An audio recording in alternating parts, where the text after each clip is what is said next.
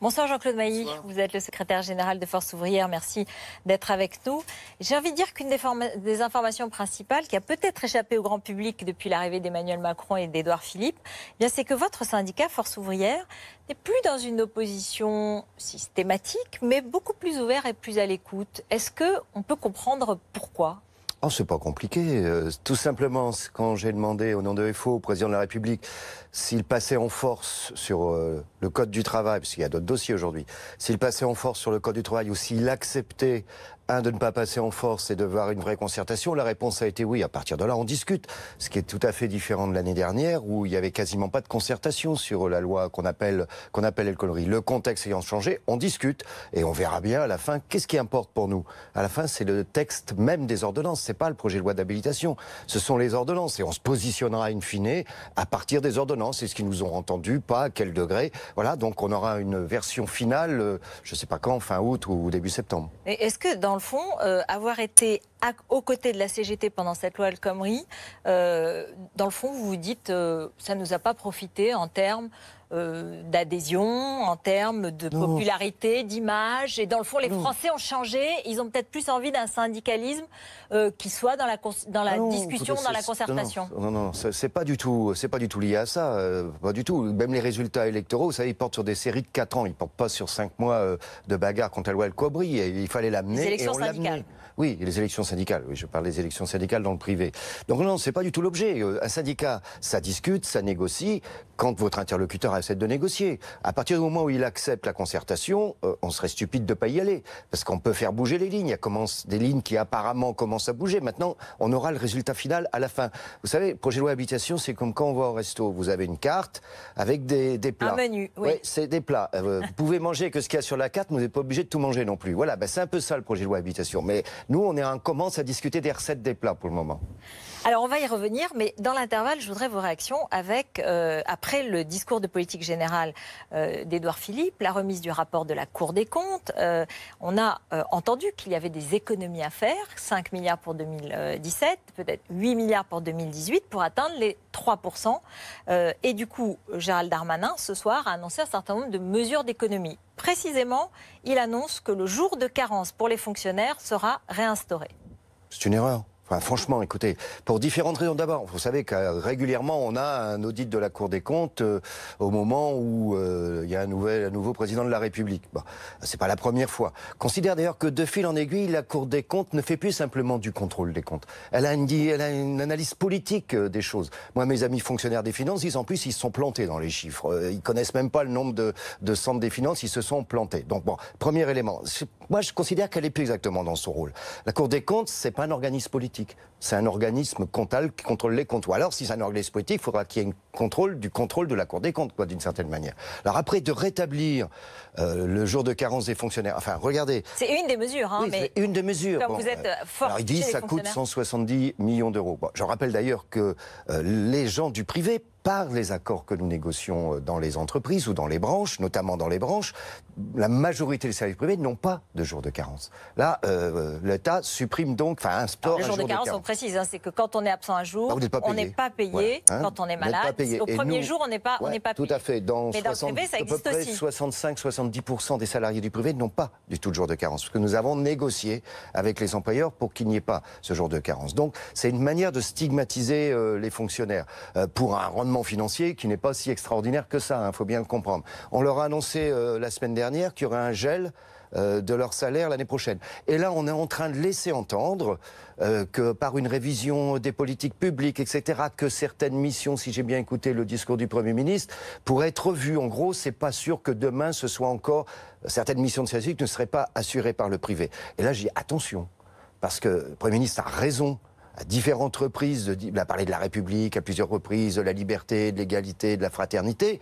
Il a défini l'égalité républicaine, je suis d'accord avec lui, mais comment peut-on assurer une égalité républicaine, par exemple en privatisant, je ne sais pas où, je ne sais pas quoi pour le moment, mais certaines missions de service public. Donc là, on a effectivement une inquiétude. J'ajoute que toutes ces mesures annoncées, ou de report sur le plan fiscal, ou je pense par exemple à la taxe d'habitation. Oui, on avait eu l'annonce qu'elle serait supprimée pour 80% des Français, notamment pour compenser la hausse de la CSG pour les retraités ou les fonctionnaires. Tout à fait. Au-delà du problème posé par la CSG, parce que je rappelle que la CSG c'est un impôt, que demain une partie du régime d'assurance chômage risque d'être financée par l'impôt, ça veut dire avec une mainmise totale du gouvernement dans une logique d'austérité. Donc les chômeurs pourraient trinquer sans faire et les salariés aussi, mais les fonctionnaires, les retraités et les indépendants, pardonnez-moi, vont morfler avec la hausse de la CSG. Alors on leur disait ce sera un peu compensé pour une partie d'entre vous par la taxe d'habitation, boum. Ça veut dire que tout ça... d'autres mesures. Là, je vois, il devrait y avoir d'autres mesures pour compenser. Pour le moment, on n'en sait pas plus. Ce qui veut dire qu'un certain flou artistique sur les mesures de fiscalité, certains reports, tout ça, c'est une pression sur le pouvoir d'achat, y compris une pression psychologique. Tout ça, ça risque d'avoir un effet récessif sur l'économie. Qui dit effet récessif, donc ça fait un problème de confiance, d'une manière générale. En économie, la confiance, ça joue un rôle important. Si vous ajoutez à cela qu'il y aura moins de contrats aidés, je rappelle que... Oui, c'est aussi dans le programme qu'annonce Gérald Darmanin ce soir. Tout à fait. Baisse du volume des contrats aidés. Nous avions dit, nous, avant les élections présidentielles et tout au début, attention, le stock financier qui devait être consacré aux contrats aidés, il est quasiment mangé jusqu'au mois d'avril. Donc ça veut dire que le gouvernement ne veut pas remettre l'argent. Mais pas de contrats aidés, c'est autant de jeunes qui seront, parce que la plupart ce sont des jeunes, qui seront sans une activité, et ça veut dire qu'ils se retrouveront au chômage. Donc ça fait quand même beaucoup, tout ça. Ça veut dire, quand vous entendez concrètement cela, je dirais que votre esprit de conciliation, que je soulignais au début de notre entretien, il peut disparaître aussi vite. C'est pas, enfin, pour le moment, on a deux dossiers. Il y a ces dossiers budgétaires avec les conséquences sur le service public, etc., et sur la consommation des ménages, et sur la fiscalité. Et il y a un autre dossier qui est celui du Code du travail. Vous les séparez complètement. Ah oui, attendez, moi, quand on est d'accord, on le dit. Et là, ça ne veut pas dire qu'on sera d'accord à la fin sur le Code du travail. Je ne sais pas pour le moment. Mais on discute. On exprime nos positions, on développe nos positions, on réagit à des annonces du gouvernement. Il y a une vraie concertation. Moi, je l'ai acté et ça, je continue à le dire. On discute avec la ministre, etc., bien entendu. Après, il y a l'autre aspect fiscal. Bon, quand on est d'accord, on le dit. Quand on n'est pas d'accord, on dit la même chose. Mais vous n'entendez pas, vous n'êtes pas d'accord sur le fait que ce constat qui est répété maintenant par ce gouvernement, comme d'autres précédemment, on est drogué à la dépense publique, la France est droguée à la dépense publique, et peut-être que ce gouvernement met plus carte sur table dès le début que d'autres. Deux idées. Je ne dis pas que tout est parfait, qu'on ne peut pas faire des économies. On a multiplié ces dernières années la création de ce qu'on appelle des opérateurs publics. On a sorti des missions des ministères et on a créé une multitude d'opérateurs publics. Nous, on dit que ça coûte plus cher qu'avant. Est-ce que c'est intelligent ? Question posée. Deuxième question, toutes les aides aux entreprises, que ce soit le CICE, le pacte de responsabilité, etc., qui est des aides aux entreprises, très bien. Pourquoi elles ne sont pas conditionnées ?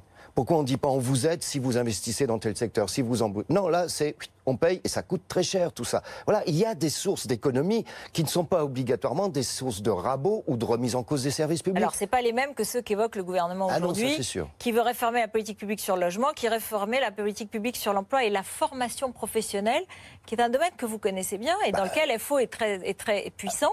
Pas plus puissant que... Là aussi, vous savez, celui qui a... Pardon, je peux être grossier, deux secondes, qui a foutu le bordel dans ce dossier, il s'appelle Jacques Attali. Bon, qui explique qu'il y a 32 milliards, etc., dilapidés. Enfin, il y en a plusieurs autres aussi qui l'ont dit. Oui, après, il y en a d'autres qui ont repris le dossier. C'est une erreur. Je viendrai un jour avec tous les chiffres, etc. Les partenaires sociaux, patronat, syndicat, je crois que sa mémoire, si mémoire est bonne, ils doivent gérer avec les entreprises, etc., 5 à 6 milliards. En fait, là, ça veut dire l'État ne prend plus ses responsabilités. Même le système d'assurance chômage que nous co-gérons avec le patronat aujourd'hui, on développe de plus en plus d'argent pour former le chômeur, et tant mieux. Pourquoi on est obligé de faire ça? Parce que l'État ne le faisait plus, à transférer aux régions qui ne le font pas. Voilà, donc il faut expliquer les choses. Ça veut dire quoi? Ça veut dire que l'État va encore diminuer les ressources qu'il consacre, qu'il devrait consacrer aujourd'hui à la formation des chômeurs. Je pense que là aussi, il y a des risques, il y a des choses qu'il va falloir éclaircir assez rapidement. Bon, finalement, je sens que vous n'êtes plus si emballé, ou alors... Non, c'est pas... Mais attendez, moi je n'ai jamais tout ça, je suis quelqu'un de calme, je suis pas emballé, je suis pas sous le charme, séduit, moi j'essaie d'être... Ça marche pas avec vous? Bon, je suis une trop vieille bête maintenant. Si vous voyez ce que je veux dire. Vous voyez que dans les sondages, vous évoquez les choses, mais bon, plus 5 pour le président, plus 8 pour Oui, Édouard Philippe. mais ça, moi, tant mieux pour eux. Moi, c'est pas le problème. Nous, syndicats, on travaille sur du concret. On travaille pas à partir des sondages, etc. Voilà, c'est ce qui se passe en ce moment sur le code du travail. Il y a une vraie discussion, tant mieux. Et c'est bien. On verra où ça chute en la fin. Et puis pour le reste, les autres dossiers, là aussi, il y a encore des incertitudes, etc. Mais vous savez, moi, je suis d'accord avec le président de la République quand il dit, je trouve que c'est une bonne idée. C'est quelque chose qu'on réclame depuis longtemps. Toute loi ancienne ou actuelle doit être évaluée dans les 2 ans. Je lui suggère quelque chose. La loi El Khomri de l'année dernière, ce serait pas mal de l'évaluer, enfin d'en faire une nouvelle. Voilà. Mais donc ça retarderait les échéances de celle-là. Pourquoi celle-là, on ne l'évalue pas? Ils ont fixé le 21 septembre. Vous savez qu'elle rentre maintenant en application dans les entreprises. C'est maintenant. Donc on est en train, sur ça ou d'autres, d'annoncer des nouveaux trucs sans avoir fait le point et évalué ce qui marche ou ce qui ne marche pas. Merci beaucoup. Merci Jean-Claude Mailly d'être venu sur notre plateau.